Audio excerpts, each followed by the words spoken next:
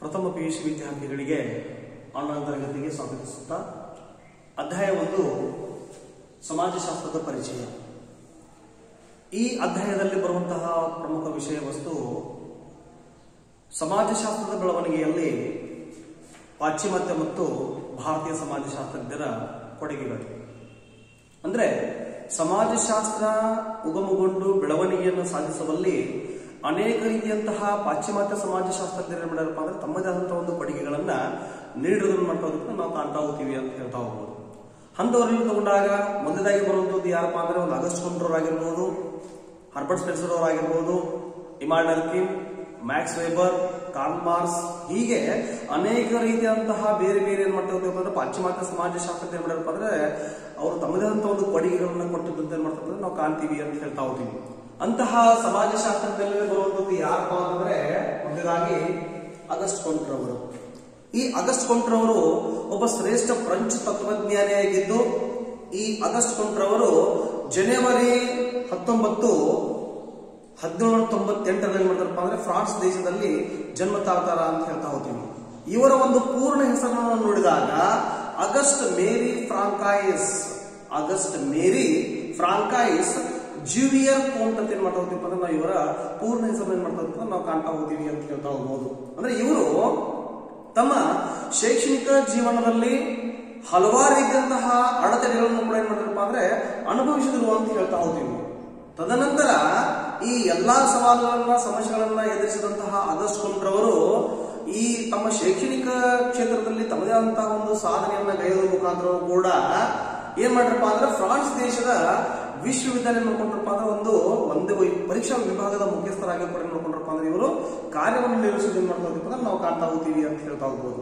ಅಷ್ಟೇ ಅಲ್ಲದೆ ಈ ಸಮಾಜಶಾಸ್ತ್ರ ಎಂಬ ಪದವನ್ನ ಮೊಟ್ಟ ಮೊದಲ ಬಾರಿಗೆ ಬಳಕೆ ಮಾಡಿದಂತವ್ರು ಯಾರಪ್ಪ ಅಂದ್ರೆ ನಾವು ಈ ಆಗಸ್ಟ್ ಕೊಂಡ್ರ ನಾವು ಕರಿತಾ ಹೋಗ್ತೀವಿ ಅಂತ ಹೇಳ್ತಾ ಹೋಗ್ತೀವಿ. ಹೀಗಾಗಿ ಈ ಆಗಸ್ಟ್ ಕೊಂಡ್ರ ಏನ್ ಕರಿತಾ ಹೋಗ್ತೀವಿ ಅಂದ್ರೆ ನಾವು ಸಮಾಜಶಾಸ್ತ್ರದ ಪಿತಾಮಹ ಅಂತ ಕರಿತೀವಿ ಅಂತ ಹೇಳ್ತಾ ಹೋಗ್ಬೋದು. ಇಂತಹ ಆಗಸ್ಟ್ ಕೊಂಡ್ರವರು ನಮ್ಮ ಸಮಾಜಶಾಸ್ತ್ರ ಸಾಹಿತ್ಯಕ್ಕೆ ತಮ್ಮದೇ ಆದಂತಹ ಹಲವಾರು ಒಂದು ಕೊಡುಗೆಗಳನ್ನು ಕೂಡ ಏನ್ ಮಾಡಿದಾರಪ್ಪ ಅಂದ್ರೆ ನೀಡಿದಾರ ಅಂತ ಹೇಳ್ತಾ ಹೋಗ್ತೀವಿ. ಅಂತ ಒಂದು ಕೊಡುಗೆಗಳನ್ನ ತಗೊಂಡಾಗ ಮೊದಲಾಗಿ ಬರುವಂತದ್ದು ಯಾವಪ್ಪ ಅಂದ್ರೆ ಈ ಸಮಾಜಶಾಸ್ತ್ರ ಎಂಬ ಪದವನ್ನ ಮೊಟ್ಟ ಮೊದಲ ಬಾರಿ ಏನಪ್ಪ ಅಂದ್ರೆ ಪರಿಚಯಿಸಿದಾರ ಅಂತ ಹೇಳ್ತಾ ಹೋಗ್ತೀವಿ. ಸಮಾಜಶಾಸ್ತ್ರ ಎಂಬ ಪದವನ್ನ ಪರಿಚಯಿಸಿದಂತವ್ರು ಯಾರಪ್ಪ ಅಂತಂದ್ರೆ ಅದು ಆಗಸ್ಟ್ ಕೊಂಟ್ರ ಇರ್ತದೆ ನಾವು ಗುರುತಿಸ್ತಾ ಹೋಗ್ತೀವಿ ಅಂತ ಹೇಳ್ತಾ ಹೋಗ್ಬೋದು. ಅಂದ್ರೆ ಆಗಸ್ಟ್ ಕೊಂಟ್ರ ಅವರು ತಮ್ಮ ಸುಪ್ರಸಿದ್ಧ ಗ್ರಂಥವಾದಂತಹ ಪಾಸಿಟಿವ್ ಫಿಲಾಸಫಿ ಎಂಬ ಒಂದು ಕೃತಿಯಲ್ಲಿ ಈ ಸೋಶಿಯಾಲಜಿ ಅಥವಾ ಸಮಾಜಶಾಸ್ತ್ರ ಎಂಬ ಪದವನ್ನ 1839ರಲ್ಲಿ ಏನ್ ಮಾಡ್ತಾರಪ್ಪ ಅಂದ್ರೆ ಈ ಪರಿಚಯಿಸ್ತಾರ ಅಂತ ಹೇಳ್ತಾ ಹೋಗ್ತೀವಿ. ಅಂದ್ರೆ ತಾವು ಬರೆದಂತಹ ಪಾಸಿಟಿವ್ ಫಿಲಾಸಫಿ ಎಂಬ ಒಂದು ಕೃತಿಯನ್ನ ಸಾರ್ವಜನಿಕವಾಗಿ ಉಪನ್ಯಾಸವನ್ನ ನೀಡುವಂತ ಒಂದು ಸಂದರ್ಭದಲ್ಲಿ ಈ ಸಮಾಜದ ಕುರಿತಾಗಿ ಅಧ್ಯಯನ ಮಾಡಕ ಒಂದು ವಿಜ್ಞಾನದ ಅವಶ್ಯಕತೆ ಅಂತ ತಿಳಿದು ಏನ್ ಮಾಡ್ತಾರಪ್ಪ ಅಂದ್ರೆ ಇದೇ ಒಂದು ಸಮಾಜಶಾಸ್ತ್ರ ಎಂಬ ಪದ ಅವರು ತಿಳಿಸ್ಕೊಡ್ತಾರ ಅಂತ ಹೇಳ್ತಾ ಹೋಗ್ತೀವಿ. ಅಂದ್ರೆ ಈ ಸಮಾಜಶಾಸ್ತ್ರ ಎಂಬ ಪದವನ್ನ ಮೊಟ್ಟ ಮೊದಲ ಬಾರಿಗೆ ಆಗಸ್ಟ್ ಕೊಂಟ್ರವರು ತಮ್ಮ ಸುಪ್ರಸಿದ್ಧ ಗ್ರಂಥವಾದಂತಹ ಪಾಸಿಟಿವ್ ಫಿಲಾಸಫಿ ಅಂದ್ರೆ 1839ರಲ್ಲಿ ಈ ಬರೆದಂತ ಒಂದು ಕೃತಿ ಪಾಸಿಟಿವ್ ಫಿಲಾಸಫಿ ಎಂಬ ಕೃತಿಯೊಳಗೆ ಏನ್ ಮಾಡ್ತಾರಪ್ಪ ಅಂದ್ರೆ ಈ ಸಮಾಜಶಾಸ್ತ್ರ ಎಂಬ ಪದವನ್ನು ಏನ್ ಮಾಡ್ತಾರಪ್ಪ ಅಂದ್ರೆ ಮೊದಲ ಬಾರಿಗೆ ಪರಿಚಯಿಸ್ತಾರ ಅಂತ ಹೇಳ್ತಾ ಹೋಗ್ತೀವಿ. ಅಂದ್ರೆ ಸಮಾಜದ ವೈಜ್ಞಾನಿಕತೆಯ ಅಧ್ಯಯನ ಅವಶ್ಯಕತೆ ಐತಿ ಎಂಬ ತಿಳಿದು ಇದೇ ಸಮಾಜಶಾಸ್ತ್ರ ಎಂಬ ಪದ ಏನ್ ಮಾಡ್ತಾರಪ್ಪ ಅಂದ್ರೆ ಅವರು ಹುಟ್ಟು ಹಾಕ್ತಾರ ಅಂತ ಹೇಳ್ತಾ ಹೋಗ್ಬೋದು. ಹಾಗೇನೆ ಮತ್ತೆ ಬರುವಂತದ್ದು ಯಾವಪ್ಪ ಅಂದ್ರೆ ನಾವು ಎರಡನೇ ನೋಡ್ತಾ ಹೋದ್ರೆ ಬರುವಂತದ್ದು ಯಾವುದು ಅಂತಂದ್ರೆ ಸಮಾಜಶಾಸ್ತ್ರವನ್ನ 2 ಭಾಗಗಳನ್ನಾಗಿ ವಿಂಗಡಿಸಿದಾರ ಅಂತ ಹೇಳ್ತಾ ಹೋಗ್ತೀವಿ. ಸಮಾಜಶಾಸ್ತ್ರವನ್ನ 2 ಭಾಗಗಳನ್ನಾಗಿ ವಿಂಗಡಣೆ ಮಾಡ್ತಾರೆ. ಹಾಗಾದ್ರೆ ಅವುಗಳು ಯಾವುವು? ಒಂದೇನಪ್ಪಾ ಅಂದ್ರೆ ಒಂದು ಸಾಮಾಜಿಕ ಸ್ಥಿತಿಶಾಸ್ತ್ರ, ಇನ್ನೊಂದು ಸಾಮಾಜಿಕ ಚಲನಶಾಸ್ತ್ರ. ಇನ್ನೊಂದು ಬರುವಂತದ್ದು ಯಾವಪ್ಪ ಅಂದ್ರೆ ಸಾಮಾಜಿಕ ಚಲನಶಾಸ್ತ್ರ ಅಂತ ನಾವು ಕರಿತಾ ಹೋಗ್ತೀವಿ. ಅಂದ್ರೆ ಸಮಾಜದಲ್ಲಿ ಕಂಡು ಬರುವಂತಹ ಸ್ಥಿತಿಯನ್ನ ಒಳಗೊಂಡಂತಹ ಅಂಶಗಳು ಯಾವುದಾವ ಅಂತವುಗಳ ಕುರಿತಾಗಿ ಅಧ್ಯಯನ ಮಾಡುವಂತದ್ದೇ ಯಾವಪ್ಪ ಅಂತಂದ್ರೆ ಸಾಮಾಜಿಕ ಒಂದು ಸ್ಥಿತಿಶಾಸ್ತ್ರ. ಹಂತವನ್ನು ತಗೊಂಡಾಗ ಸಮಾಜದಲ್ಲಿ ಕಂಡು ಬರುವಂತಹ ಒಂದು ಕುಟುಂಬ ಆಗಿರ್ಬೋದು, ಸಮಾಜದಲ್ಲಿ ಕಂಡು ಬರುವಂತಹ ಅರ್ಥವ್ಯವಸ್ಥೆ ಆಗಿರ್ಬೋದು, ಸಮಾಜದಲ್ಲಿ ಕಂಡು ಬರುವಂತಹ ಧರ್ಮ ಆಗಿರ್ಬೋದು, ಹೀಗೆ ಏನ್ ಮಾಡ್ತಾರಪ್ಪ ಅಂತಂದ್ರೆ ಮುಂತಾದ ಒಂದು ಸಂಸ್ಥೆಗಳ ಅಧ್ಯಯನವೇ ಯಾವಪ್ಪ ಅಂದ್ರೆ ಸಾಮಾಜಿಕ ಸ್ಥಿತಿಶಾಸ್ತ್ರ. ಅಂದ್ರೆ ಸಮಾಜದಲ್ಲಿ ಸ್ಥಿರವಾಗಿ ಉಳಿದಂತವುಗಳು ಯಾವ ಇದಾವ ಅಂತವುಗಳ ಕುರಿತಾಗಿ ಅಧ್ಯಯನ ಮಾಡುವಂಥದ್ದು ಏನಪ್ಪಾ ಅಂದ್ರೆ ಸಾಮಾಜಿಕ ಸ್ಥಿತಿಶಾಸ್ತ್ರ ಎಂಬುದಾಗಿ ಗುರುತಿಸಿದಾರ ಅಂತ ಹೇಳ್ತಾ ಹೋಗ್ತೀವಿ. ಇನ್ನ ಇದರಲ್ಲೇ ಬರುವಂಥದ್ದು ಯಾವಪ್ಪ ಅಂತಂದ್ರೆ ಸಾಮಾಜಿಕ ಚಲನಶಾಸ್ತ್ರ ಅನ್ನೋದು. ಸಾಮಾಜಿಕ ಚಲನಶಾಸ್ತ್ರ ಅಂತಂದ್ರೆ ಏನ್ರಿ, ಸಮಾಜದಲ್ಲಿ ಆಗುವಂತದ್ದು ಬದಲಾವಣೆಗಳೇನದಾವ, ಬದಲಾವಣೆಗೆ ಒಳಪಡ್ತಾ ಇರುವಂತಹ ಅಂಶಗಳು ಯಾವ್ದಾವ, ಅಂತಹ ಅಂಶಗಳ ಕುರಿತಾಗಿ ಅಧ್ಯಯನವನ್ನು ಮಾಡುವಂಥದ್ದು ಯಾವ್ದಪ್ಪ ಅಂತಂದ್ರೆ ಈ ಸಾಮಾಜಿಕ ಚಲನಶಾಸ್ತ್ರ ಎಂಬುದನ್ನು ನಾವು ಗುರುತಿಸ್ತಾ ಹೋಗ್ತೀವಿ ಅಂತ ಹೇಳ್ತಾ ಹೋಗ್ತೀವಿ. ಅಂದ್ರೆ ಸಮಾಜದಲ್ಲಿ ಆಗುವಂತ ಒಂದು ಬದಲಾವಣೆಗಳೇನು ಬರ್ತಾವ ಅಂತಹ ಎಲ್ಲಾ ಬದಲಾವಣೆಗಳ ಕುರಿತಾಗಿ ಅಲ್ಲಿ ಸಮಾಜ ಆಗಿರ್ಬೋದು, ಅಂದ್ರೆ ಹಾಗೇನೆ ಸಮುದಾಯಗಳಾಗಿರ್ಬೋದು, ಹಾಗೇನೆ ಸಮೂಹಗಳಾಗಿರ್ಬೋದು, ಇನ್ನೂ ಇತ್ಯಾದಿಗಳನ್ನ ತಗೊಂಡಾಗ ಆ ಸಮಾಜದಲ್ಲಿ ಆಗುವಂತ ಒಂದು ಬದಲಾವಣೆಗಳೇನಿದಾವ ಅಂದ್ರೆ ಮೂಲಭೂತ ಪರಿಕಲ್ಪನೆಗಳಾಗಿರ್ಬೋದು, ಇಲ್ಲಾಂತಂದ್ರೆ ಮೂಲಭೂತ ಘಟಕಗಳಾಗಿರ್ಬೋದು, ಇವುಗಳಲ್ಲಾಗುವಂತ ಒಂದು ಬದಲಾವಣೆಗಳು ಏನಿದಾವಲ್ಲ ಅಂತಹ ಒಂದು ಬದಲಾವಣೆಗಳ ಬಗ್ಗೆ ಏನ್ ಮಾಡ್ತೇವೆ ಅಂದ್ರೆ ಈ ಸಾಮಾಜಿಕ ಚಲನಶಾಸ್ತ್ರ ಎಂಬುದಪ್ಪ ಅಂದ್ರೆ ಅಧ್ಯಯನವನ್ನು ಮಾಡ್ತೈತೆ ಅಂತ ಹೇಳ್ತಾ ಹೋಗ್ತೀವಿ. ಹೀಗಾಗಿ ಆಗಸ್ಟ್ ಕೊಂಡ್ರ ಅವರು ಸಮಾಜಶಾಸ್ತ್ರವನ್ನ ಪ್ರಮುಖವಾಗಿ ಏನ್ ಮಾಡ್ತಾರಪ್ಪ ಅಂತಂದ್ರೆ ಎರಡು ಭಾಗಗಳನ್ನಾಗಿ ವಿಂಗಡಣೆ ಮಾಡ್ಕೊಳ್ತಾರ. ಆಲ್ರೆಡಿ ಹೇಳಿದ ಹಾಗೆ ಸಾಮಾಜಿಕ ಒಂದು ಸ್ಥಿತಿಶಾಸ್ತ್ರ, ಇನ್ನೊಂದು ಸಾಮಾಜಿಕ ಚಲನಶಾಸ್ತ್ರ. ಸಾಮಾಜಿಕ ಸ್ಥಿತಿ ಅಂತಂದ್ರೆ ಸಮಾಜದಲ್ಲಿ ಸ್ಥಿರವಾಗಿ ಕಂಡು ಬರುವಂತಹ ಒಂದು ವ್ಯವಸ್ಥೆಗಳೇನಿದಾವ ಅಂತ ಒಂದು ವ್ಯವಸ್ಥೆಗಳ ಬಗ್ಗೆ ಅಧ್ಯಯನ ಯಾವ್ದಪ್ಪ ಅಂದ್ರೆ ಸಾಮಾಜಿಕ ಸ್ಥಿತಿಶಾಸ್ತ್ರ ಅನ್ನೋದು ಅಧ್ಯಯನವನ್ನು ಮಾಡ್ತತಿ. ಸಾಮಾಜಿಕ ಚಲನಶಾಸ್ತ್ರವನ್ನು ತಗೊಂಡಾಗ ಬರುವಂತದ್ದು ಏನಪ್ಪಾ ಅಂದ್ರೆ ಸಮಾಜದಲ್ಲಿ ಆಗುವಂತ ಒಂದು ಬದಲಾವಣೆಗಳೇನಿದಾವ ಅಂತ ಒಂದು ಬದಲಾವಣೆಗಳ ಬಗ್ಗೆ ಯಾವ್ದು ಅಧ್ಯಯನ ಮಾಡೋದಪ್ಪ ಅಂದ್ರೆ ಸಾಮಾಜಿಕ ಚಲನಶಾಸ್ತ್ರ ಎಂಬುದಪ್ಪ ಅಂದ್ರೆ ಅಧ್ಯಯನ ಮಾಡ್ತೈತಿ ಎಂಬುದನ್ನ ಆಗಸ್ಟ್ ಕೊಂಡ್ರ ಅವರು ಸಮಾಜಶಾಸ್ತ್ರವನ್ನ ಎರಡು ಭಾಗಗಳನ್ನ ಏನ್ ಮಾಡ್ತಾರಪ್ಪ ಅಂದ್ರೆ ವಿಂಗಡಣೆಯನ್ನು ಮಾಡ್ತಾರ ಅಂತ ಹೇಳ್ತಾ ಹೋಗ್ತೀವಿ. ಹಾಗೆ ಮತ್ತೆ ಬರುವಂತದ್ದು ಯಾವ್ದಪ್ಪ ಅಂದ್ರೆ ಮುರುಗನ ತಗೊಂಡಾಗ ಆಗಸ್ಟ್ ಕೊಂಡ್ರ ಅವರು 3 ಹಂತದ ಸೂತ್ರದ ಬಗ್ಗೆ ವಿವರಿಸ್ತಾರ ಅಂತ ಹೇಳ್ತಾ ಹೋಗ್ತೀವಿ. 3 ಹಂತದ ಸೂತ್ರದ ಬಗ್ಗೆ ಒಂದು ಪ್ರಸ್ತಾಪನೆಯನ್ನು ನೀಡ್ತಾರ ಅಂತ ಹೇಳ್ತಾ ಹೋಗ್ತೀವಿ.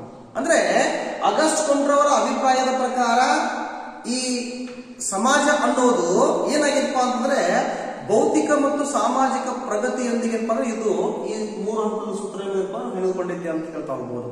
ಅಂದ್ರೆ ಮಾನವನ ಸಮಾಜ ಹೆಂಗಾಗೈತೆ ಅಂತಂದ್ರೆ ಭೌತಿಕ ವಿಕಾಸವನ್ನು ಒಳಗೊಂಡೈತಿ, ಮತ್ತೆ ಸಾಮಾಜಿಕ ಪ್ರಗತಿ ಅನ್ನೋದು ಹೇಗೆ ನಡೆದೈತಿ ಎಂಬುದನ್ನ ಅವ್ರು ಏನ್ ಮಾಡ್ತಾರಪ್ಪ ಅಂದ್ರೆ ಈ 3 ಹಂತದ ಸೂತ್ರದ ಬಗ್ಗೆ ವಿವರಿಸುವ ಮುಖಾಂತರ ಗುರುತಿಸ್ಕೊಳ್ತಾರ ಅಂತ ಹೇಳ್ತಾ ಹೋಗ್ತೀವಿ. ಅಂದ್ರೆ ಇವರು ಹೇಳೋ ಹಾಗೆ ಈ ಒಂದು 3 ಹಂತದ ಸೂತ್ರದಲ್ಲಿ ಬರುವಂತಹ ಮೊದಲನೇ ಒಂದು ಪ್ರಮುಖ ಅಂಶ ಏನಪ್ಪಾ ಅಂದ್ರೆ ಧರ್ಮಶಾಸ್ತ್ರೀಯ ಹಂತ. ಈ ಧರ್ಮಶಾಸ್ತ್ರೀಯ ಹಂತ, ಅಮೃತ ಹಂತ, ವೈಜ್ಞಾನಿಕ ಹಂತ. ಹೀಗೇನ್ ಮಾಡ್ತಾ ಇದ್ದೀವಿ ಅಂದ್ರೆ ನಾವು ಪ್ರಮುಖವಾಗಿ ಈ 3 ಹಂತದ ಸೂತ್ರದ ಬಗ್ಗೆ ಪ್ರಸ್ತಾಪಿಸುವ ಮುಖಾಂತರ ಮಾನವನ ಭೌತಿಕ ವಿಕಾಸ ಹೇಗೆ ರೂಪುಗೊಳ್ಳುತ್ತದೆಯೋ, ಮಾನವನ ಸಾಮಾಜಿಕ ಪ್ರಗತಿ ಅನ್ನೋದು ಹೇಗೆ ರೂಪುಗೊಳ್ಳುತ್ತದೆ ಎಂಬುದನ್ನು ಏನ್ ಮಾಡ್ತಾರಪ್ಪ ಅಂದ್ರೆ ಈ 3 ಹಂತದ ಸೂತ್ರದ ಬಗ್ಗೆ ಪ್ರಸ್ತಾಪನೆಯನ್ನು ನೀಡುವ ಮುಖಾಂತರ ಏನ್ ಮಾಡ್ತಾರಪ್ಪ ಅಂದ್ರೆ ಅವರು ಗುರುತಿಸಿದಾರ ಅಂತ ಹೇಳ್ತಾ ಹೋಗ್ತೀವಿ. ಹಂತದಲ್ಲಿ ತಗೊಂಡಾಗ ಮೊದಲೇ ಬರುವಂತದ್ದು ಏನಪ್ಪಾ ಅಂದ್ರೆ ಒಂದು ಧರ್ಮಶಾಸ್ತ್ರೀಯ ಹಂತ. ಅಂದ್ರೆ ಮಾನವನ ಒಂದು ಭೌತಿಕ ವಿಕಾಸವನ್ನು ನಾವು ನೋಡಿದಾಗ ಏನಾಗಿತ್ತಪ್ಪ ಅಂತಂದ್ರೆ ಕೇವಲ ನಿಸರ್ಗದಲ್ಲಾಗುವಂತಹ ಪ್ರತಿಯೊಂದು ವಿದ್ಯಮಾನಗಳು, ಅಂದ್ರೆ ಈ ಹಂತದಲ್ಲಿ ಮಾನವರ ಎಲ್ಲಾ ಚಿಂತನೆಗಳು ಏನಾಗಿದ್ದಪ್ಪ ಅಂತಂದ್ರೆ ಅಲೌಕಿಕ ಶಕ್ತಿಗಳ ಬಗೆಗಿನ ಶ್ರದ್ಧೆಯನ್ನು ಹೊಂದಿದ್ವು. ಅಲೌಕಿಕ ಶಕ್ತಿಗಳ ಬಗೆಗಿನ ಒಂದು ಶ್ರದ್ಧೆಯನ್ನು ಹೊಂದಿದ್ವು. ಅಂದ್ರೆ ದೇವರು ಅಥವಾ ಅಸುರ ಶಕ್ತಿಯ ಪ್ರಭಾವ ಈ ನಿಸರ್ಗದಲ್ಲಿ ನಡೀತಿದೆ ಎಂಬ ಅಭಿಪ್ರಾಯವನ್ನು ಏನ್ ಮಾಡಿದಪ್ಪ ಅಂದ್ರೆ ಮಾನವನಾದವನು ಅಷ್ಟ ಮಾತ್ರ ತನ್ನ ಚಿಂತನೆಗಳನ್ನ ಸೀಮಿತಗೊಳಿಸಿಕೊಂಡಿದ್ದ. ಅಷ್ಟೇ ಅಲ್ಲದೆ ಧಾರ್ಮಿಕ ವಿಚಾರಗಳಿಂದಲೂ ಕೂಡ ಏನ್ ಮಾಡಿದಪ್ಪ ಅಂದ್ರೆ ಅವನಿಗೆ ಮಾರ್ಗದರ್ಶನ ನಡೀತಾ ಇದ್ದ. ಅವನು ಇಡೀ ನಿಸರ್ಗದಲ್ಲಿ ಏನಾದರೂ ಆಗಿ ಹೋಗುಗಳಾಗಬೇಕಾದ್ರೆ ಅದಕ್ಕೆ ಮುಖ್ಯ ಕಾರಣ ಯಾರಪ್ಪ ಅಂತಂದ್ರೆ ದೇವರು ಅಥವಾ ಅಸುರ ಶಕ್ತಿಯ ಕಾರಣ ಎಂಬ ನಂಬಿಕೆ ಅವನಲ್ಲಿತ್ತು. ಉದಾಹರಣೆಯನ್ನು ತಗೊಂಡಾಗ ನಾವು ಈ ಮಳೆಗಾಲ, ಚಳಿಗಾಲ, ಬೇಸಿಗಾಲ, ಹಾಗೇನೆ ಸೂರ್ಯೋದಯ, ಸೂರ್ಯಾಸ್ತ ಇವೆಲ್ಲವೂ ಕೂಡ ಆಗಿ ಹೋಗ್ಬೇಕಾದ್ರೂ ಕೂಡ ಯಾರ ಕಾರಣಪ್ಪ ಅಂತಾರ ಒಂದು ದೇವರು ಅಥವಾ ಅಸುರ ಶಕ್ತಿ, ಅಂದ್ರೆ ನಾವು ದೇವ ಅಂತ ಕರಿತಾ ಹೋಗ್ತೀವೋ ಅಂತಹ ಅಸುರ ಶಕ್ತಿಯ ಕಾರಣ ಎಂಬ ನಂಬಿಕೆ ಏನಾಗಿತ್ತಪ್ಪ ಅಂದ್ರೆ ಅವನಲ್ಲೇ ಗಾಢವಾಗಿರ್ತಂದ್ರೆ ಬೇರೂರಿತ್ತು ಅಂತ ಹೇಳ್ತಾ ಹೋಗ್ತೀವಿ. ಅಂದ್ರೆ ಅವನ ಚಿಂತನೆಗಳು ಸೀಮಿತವಾಗಿರೋದ್ರಿಂದಾಗಿ ಅವನ ಸಾಮಾಜಿಕ ಪ್ರಗತಿಯು ಕೂಡ ಏನಂದ್ರೆ ಅಷ್ಟಮಟ್ಟಿಗೆ ಇರೋದ್ರಿಂದ ಏನ್ ಮಾಡ್ತಾ ನಾವು ಕಾಣ್ತಾ ಹೋಗ್ತೀವಿ ಅಂತ ಹೇಳ್ತಾ ಹೋಗ್ಬೋದು. ಅಂದ್ರೆ ಇಲ್ಲಿ ಧರ್ಮಶಾಸ್ತ್ರೀಯ ಹಂತದಲ್ಲಿ ಮಾನವನ ಚಿಂತನೆಗಳು ಏನಾಗಿತ್ತಪ್ಪ ಅಂದ್ರೆ ಅಲೌಕಿಕ ಶಕ್ತಿಗಳ ಮೇಲಿನ ನಂಬಿಕೆಯ ಬಗೆಗಿನ ಶ್ರದ್ಧೆಯನ್ನ ಮಾತ್ರ ಹೊಂದಿದ್ರು. ಅಂದ್ರೆ ಅಲೌಕಿಕ ಶಕ್ತಿಗಳಿದಾವ, ದೇವರೀತಿ ದೇವೈತಿ ಎಂಬ ನಂಬಿಕೆ ಮಾತ್ರ ಇತ್ತು. ಈ ದೇವರು ಅಥವಾ ದೆವ್ವ ಅನ್ನೋದೇನಾಗಿತ್ತಪ್ಪ ಅಂದ್ರೆ ಇಡೀ ನಿಸರ್ಗವನ್ನ, ಇಡೀ ಜಗತ್ತನ್ನ ಅವು ನಿಯಂತ್ರಿಸ್ತಾವ ಎಂಬುದೇನಪ್ಪ ಅಂದ್ರೆ ಈ ದೇವಶಾಸ್ತ್ರ ಹಂತದಲ್ಲಿ ಮಾನವನ ಭೌತಿಕ ಚಿಂತನೆ ಎಂಬುದಪ್ಪ ಅಂದ್ರೆ ಅಷ್ಟು ಮಾತ್ರ ಇದೆ. ಇದರಿಂದ ಮಾನವನ ಸಮಾಜದ ಪ್ರಗತಿಯು ಕೂಡ ಈ ಹಂತದಲ್ಲಿ ಅಷ್ಟಕ್ಕಷ್ಟಕ್ಕೆ ಕಂಡುಬರುವುದನ್ನು ನಾವು ಕಾಣ್ತಾ ಹೋಗ್ತೀವಿ ಅಂತ ಹೇಳ್ತಾ ಹೋಗ್ತೀವಿ. ಇನ್ನು ಎರಡನೇ ಬರುವಂತದ್ದು ಏನಪ್ಪಾ ಅಂದ್ರೆ ಅಮೂರ್ತ ಹಂತ ಅಂತ ನಾವು ಕರಿತಾ ಹೋಗ್ತೀವಿ. ಈ ಅಮೂರ್ತ ಹಂತ ಹೇಳುವಂಥದ್ದು ಏನಪ್ಪಾ ಅಂತಂದ್ರೆ ಈ ಹಂತದಲ್ಲಿ ಮಾನವನ ಎಲ್ಲಾ ಚಿಂತನೆಗಳು ಕೂಡ ಏನಾಗಿತ್ತಪ್ಪ ಅಂದ್ರೆ ಪ್ರಕೃತಿಯ ಅಗೋಚರ ಶಕ್ತಿಗಳು ಏನಪ್ಪಾ ಅಂದ್ರೆ ನಿರ್ದೇಶಿಸಲ್ಪಟ್ಟಿತ್ತು ಅಂತ ಹೇಳ್ತಾ ಹೋಗ್ಬೋದು. ಅಂದ್ರೆ ಈ ಹಂತದಲ್ಲಿ ಬಹುತೇಕ ಏನಾಗಿತ್ತಪ್ಪ ಅಂದ್ರೆ ಅವನಿಗೆ ಪ್ರಕೃತಿ ಬಗೆಗಿನ ತಾತ್ವಿಕ ಶೋಧನೆಯನ್ನು ಅಂದ್ರೆ ಈ ನಿಸರ್ಗದಲ್ಲಾಗುತ್ತಿರುವಂತಹ ಪ್ರತಿಯೊಂದು ಅಂಶಗಳನ್ನ ಗುರುತಿಸುವಂತಹ ಶೋಧಿಸಿಕೊಳ್ಳುವಂತಹ ಒಂದು ಪ್ರಯತ್ನವನ್ನು ಏನ್ ಮಾಡ್ತಾನಪ್ಪ ಅಂದ್ರೆ ಈ ಹಂತದಲ್ಲಿ ಮಾಡ್ತಾನ ಅಂತ ಹೇಳ್ತಾ ಹೋಗ್ತೀವಿ. ಅಂದ್ರೆ ಒಂದು ಉದಾಹರಣೆ ತಗೊಂಡಾಗ ನಾವು ಇಂದಿನ ಹಂತದಲ್ಲಿ ನೋಡ್ತಾ ಹೋದ್ವಿ, ಧರ್ಮಶಾಸ್ತ್ರ ಹಂತದಲ್ಲಿ ನೋಡ್ತಾ ಹೋದ್ವಿ, ಈ ಮಳೆಗಾಲ, ಚಳಿಗಾಲ, ಬೇಸಿಗೆಗಾಲ, ಸೂರ್ಯೋದಯ, ಸೂರ್ಯಾಸ್ತ ಇವೆಲ್ಲವೂ ಕೂಡ ಆಗಿ ಹೋಗ್ಬೇಕಾದ್ರೆ ಕಾರಣಗಳು ಏನಾಗಿದ್ದಪ್ಪ ಅಂತಂದ್ರೆ ದೇವರು ಅಥವಾ ಅಸುರ ಶಕ್ತಿ ಹೇಗೆ ಆಗಿದ್ದುವೋ ಎಂಬ ನಂಬಿಕೆ ಅವನಲ್ಲಿ ಇತ್ತು. ತದನಂತರ ಇವುಗಳ ಕುರಿತಾದಂತ ಒಂದು ಶೋಧನೆಯನ್ನ ಮಾಡುವಂತ ಪ್ರಯತ್ನ ಆಯಿತು ಅವನಲ್ಲೇ. ಅಂದ್ರೆ ಅವನಲ್ಲೇ ಸ್ವಲ್ಪ ಮಟ್ಟಿನ ಭೌತಿಕ ವಿಕಾಸ ಅನ್ನೋದು ಬೆಳವಣಿಗೆಯನ್ನು ಸಾಧಿಸುತ್ತದೆ ಅಂತಂದ್ರೆ ಸಾಧಿಸ್ಕೊಳಕ್ಕೆ ಪ್ರಾರಂಭ ಆಯಿತು ಅಂತ ಹೇಳ್ತಾ ಹೋಗ್ತೀವಿ. ಈ ಮಳೆಗಾಲ, ಚಳಿಗಾಲ, ಬೇಸಿಗೆಗಾಲ ಅನ್ನೋದು, ಸೂರ್ಯೋದಯ ಮತ್ತು ಸೂರ್ಯಾಸ್ತ ಅನ್ನೋದು ಇದು ಯಾವುದೇ ಕಾರಣಕ್ಕೂ ಕೂಡ ಏನಾಗಿಲ್ಲಪ್ಪ ಅಂದ್ರೆ ಯಾವುದೇ ಅಸುರ ಶಕ್ತಿ ಅಥವಾ ದೇವರು ಕಾರಣ ಅಲ್ಲ. ಇವು ನಿಸರ್ಗದಲ್ಲಿ ಬಂದು ಹೋಗುವಂತಹ ಋತುಮಾನಗಳೆಂಬ ನಂಬಿಕೆ ಏನಾಯ್ತಪ್ಪ ಅಂದ್ರೆ ಅವನಲ್ಲೇ ಗಾಢವಾಗಿರ್ತದೆ, ಬೇರೆ ಇರುತ್ತು. ಅಂದ್ರೆ ಅವನ ಚಿಂತನೆ ಈ ಹಿಂದಿನ ಹಂತಕ್ಕಿಂತಲೂ ಕೂಡ ಸ್ವಲ್ಪ ಮಟ್ಟಿಗೆ ವಿಕಾಸ ಆಗಕ್ಕೆ ಪ್ರಾರಂಭ ಆಯಿತು ಅಂತ ಹೇಳ್ತಾ ಹೋಗ್ಬೋದು. ಹಾಗೇನೆ ಕೊನೆಗೆ ಬರುವಂತದ್ದು ಯಾವ್ದಪ್ಪ ಅಂತಂದ್ರೆ ವೈಜ್ಞಾನಿಕ ಹಂತ. ಈ ವೈಜ್ಞಾನಿಕ ಹಂತವನ್ನು ತಗೊಂಡಾಗ ಬರುವಂತದ್ದು ಏನಪ್ಪಾ ಅಂದ್ರೆ ಈ ಹಂತವು ಎಲ್ಲಾ ಬಗೆಗಿನ ಚಿಂತನೆಗಳನ್ನ, ಭೌತಿಕ ಚಿಂತನೆಗಳನ್ನ ಏನ್ ಮಾಡಿದಪ್ಪ ಅಂದ್ರೆ ತಿಳಿಸಿಕೊಳ್ಳುವ ಹಾಗೆ ತಿಳಿಸಿಕೊಡಿತು ಅಂತ ಹೇಳ್ತಾ ಹೋಗ್ತೀವಿ. ಅಂದ್ರೆ ಏನು ಇವನು ಏನ್ ಮಾಡಿದಪ್ಪ ಅಂದ್ರೆ ಈ ವೈಜ್ಞಾನಿಕ ಹಂತಕ್ಕೆ ಈ ಹಿಂದಿನ ಹಂತಗಳಲ್ಲಿ ಇದ್ದಂತಹ ಆಲೋಚನೆಗಳಿಗಿಂತಲೂ ಕೂಡ ಸ್ವಲ್ಪ ಮಟ್ಟಿನ ಅವನ ಭೌತಿಕ ಚಿಂತನೆ ಏನಪ್ಪ ಅಂದ್ರೆ ಅತ್ಯಂತ ವಿಕಾಸ ನಡೆದಂಥದ್ದನ್ನು ನಾವು ಕಾಣ್ತಾ ಹೋಗ್ತೀವಿ ಅಂತ ಹೇಳ್ತಾ ಹೋಗ್ತೀವಿ. ಅಂದ್ರೆ ಈ ಮಳೆಗಾಲ, ಚಳಿಗಾಲ, ಬೇಸಿಗೆಗಾಲ ಇವು ಯಾವುದೇ ಅಸುರ ಶಕ್ತಿ, ದೇವರ ಕಾರಣ ಅಲ್ಲ. ಅವುಗಳು ಅಷ್ಟ ಅಂತಂದಲ್ಲ, ಇವು ಋತುಮಾನಗಳು ಬಂದು ಹೋಗುವಂತ ಋತುಮಾನಗಳು ಅಂತ ಅಷ್ಟ ಅಂತಂದಲ್ಲ. ಇವುಗಳನ್ನು ಕೂಡ ನಿಯಂತ್ರಿಸುವಂತ ಒಂದು ಸಾಮರ್ಥ್ಯತೆಯನ್ನ ಯಾರು ಬೆಳೆಸ್ಕೊಳ್ತಾರಪ್ಪ ಅಂದ್ರೆ ಈ ಮಾನವನ ಅದನ್ನು ಬೆಳೆಸುತ್ತಾಳೆ ಎಂಬುದನ್ನ ಈ ಆಗಸ್ಟ್ ಕಂಪ್ಲೇಂಟ್ ಏನ್ ಮಾಡ್ತಾರಪ್ಪ ಅಂತಂದ್ರೆ ಈ 3 ಹಂತದ ಸೂತ್ರದ ಬಗ್ಗೆ ಪ್ರಸ್ತಾಪನೆಯನ್ನು ನೀಡ್ತಾರ ಅಂತ ಹೇಳ್ತಾ ಹೋಗ್ತೀವಿ. ಅಂದ್ರೆ ಧರ್ಮಶಾಸ್ತ್ರೀಯ ಹಂತದಲ್ಲಿ ಮಾನವನ ಚಿಂತನೆಗಳು ಕೇವಲ ಏನಪ್ಪಾ ಅಂದ್ರೆ ಧಾರ್ಮಿಕ ಅಥವಾ ಏನಪ್ಪಾ ಅಂದ್ರೆ ಅಲೌಕಿಕ ಶಕ್ತಿಯ ಬಗೆಗಿನ ನಂಬಿಕೆಯನ್ನು ಮಾತ್ರ ಒಳಗೊಂಡಿದ್ವು. ತದನಂತರ ಅವನಲ್ಲಿ ಸ್ವಲ್ಪ ಮಟ್ಟಿನ ಬದಲಾವಣೆಯಾಗಿ ಅವನ ಸಮಾಜದಲ್ಲಿ ಪ್ರಗತಿಯಾಗಿ ಅವನ ಬುದ್ಧಿಮಟ್ಟದಲ್ಲಿ ಪ್ರಗತಿಯಾಗಿ ಎರಡನೇ ಹಂತಕ್ಕೆ ಅಂದ್ರೆ ಅಮೂರ್ತ ಹಂತಕ್ಕೆ ಬರ್ತಾನ.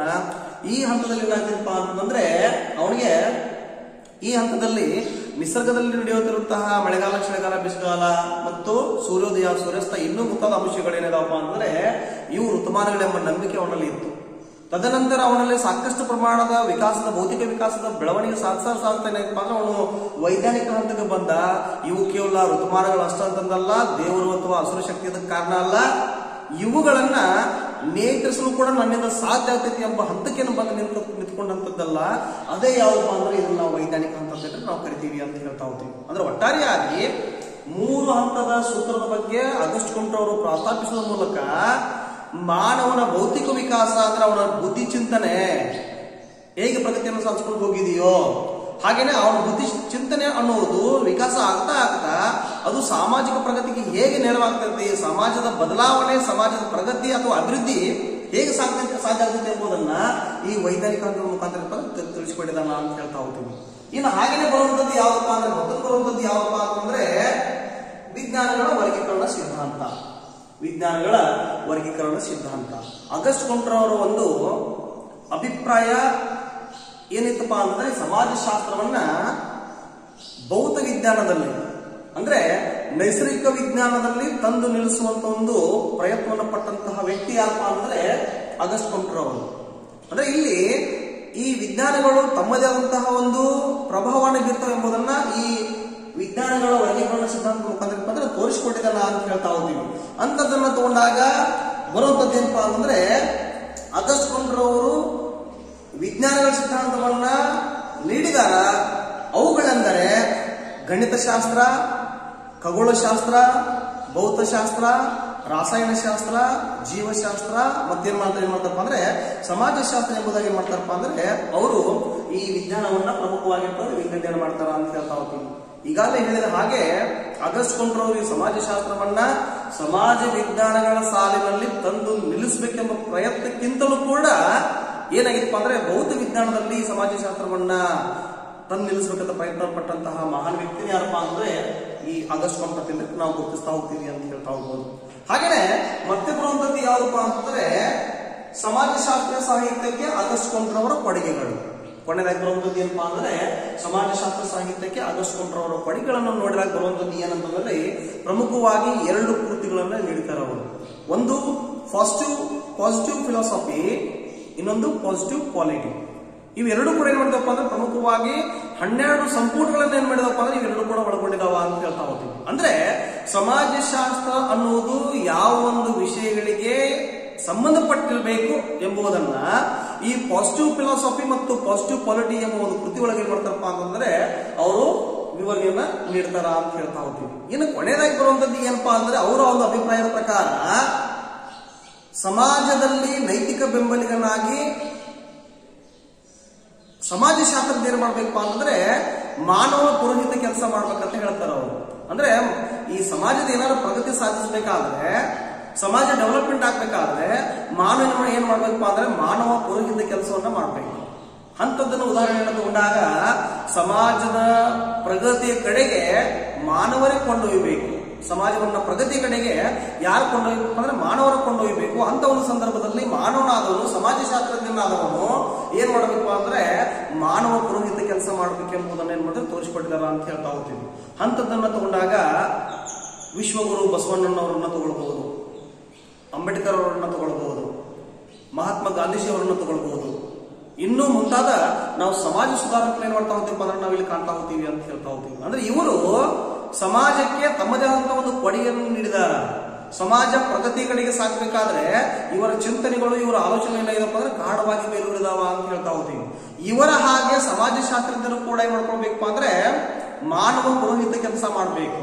ಸಮಾಜದಲ್ಲಿ ಕಂಡು ಬರುವಂತಹ ಅಂಶಗಳನ್ನ ಸಮಾಜಶಾಸ್ತ್ರಜ್ಞರು ಅಧ್ಯಯನ ಮಾಡೋದ್ರಿಂದಾಗಿ ಅವ್ರು ಏನ್ ಮಾಡ್ಬೇಕಪ್ಪ ಅಂದ್ರೆ ಸಮಾಜದ ಪುರೋಹಿತ ಕೆಲಸ ಮಾಡಬೇಕು. ಅಂದ್ರೆ ಸಮಾಜದ ಪ್ರಗತಿಯನ್ನ ಸಾಧಿಸುವಲ್ಲಿ ಸಮಾಜಶಾಸ್ತ್ರಜ್ಞರು ಏನಪ್ಪಾ ಅಂದ್ರೆ ಅತ್ಯಂತ ಅವಶ್ಯಕವಾಗಿರ್ತಾರೆ ಎಂಬುದನ್ನ ಆಗಸ್ಟ್ ಕೊಂಡ್ರೆ ಏನ್ ಮಾಡಿದಾರಪ್ಪ ಅಂತಂದ್ರೆ ತೋರಿಸಿಕೊಟ್ಟಿದಾರ ಅಂತ ಹೇಳ್ತಾ ಹೋಗ್ತೀವಿ. ಇದಿಷ್ಟು ಏನಪ್ಪಾ ಅಂದ್ರೆ ಆಗಸ್ಟ್ ಕೊಂಡ್ರೆ ಅವರು ಸಮಾಜಶಾಸ್ತ್ರ ಸಾಹಿತ್ಯಕ್ಕೆ ಕೊಟ್ಟಂತಹ ಕೊಡುಗೆ.